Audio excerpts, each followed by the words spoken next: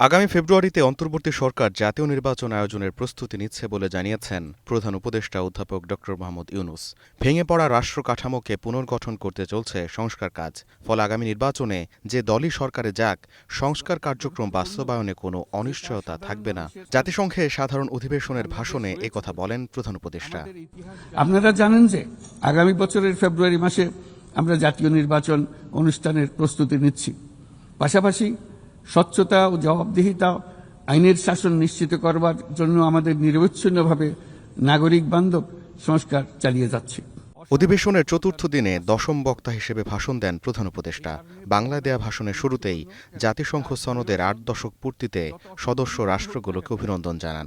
স্বাধীনতার পর থেকে অধিকার বারবার বাধাগ্রস্ত হয়েছে উল্লেখ করে বলেন, তরুণদের নেতৃত্বে জুলাই গণঅভ্যুত্থানের অসংখ্য ত্যাগ সেই অধিকারকে পুনঃপ্রতিষ্ঠিত করেছে। কোনো নির্বাচিত নেতা রাষ্ট্রের গণতান্ত্রিক স্বরূপকে ক্ষুণ্ণ করতে পারবে না, কিংবা রাষ্ট্র জনগণের রক্ষকরা ভক্ষকে পরিণত হতে পারবে না।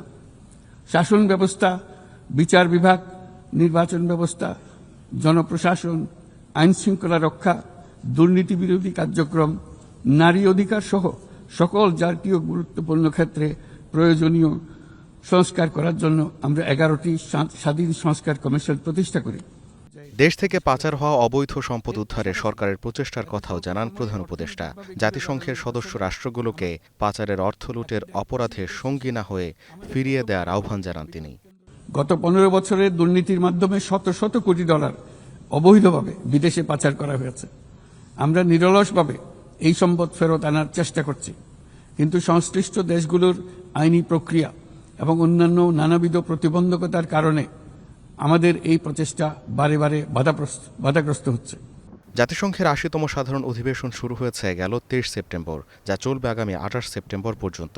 মূল অধিবেশন ছাড়াও সাইডলাইনে বিভিন্ন দ্বিপাক্ষিক ও বহুপাক্ষিক বৈঠক অনুষ্ঠিত হচ্ছে। নির্ধারিত সূচি অনুযায়ী ২রা অক্টোবর দেশে ফেরার কথা আছে প্রধান উপদেষ্টার। গোলাম কিবরিয়া, স্টার নিউজ।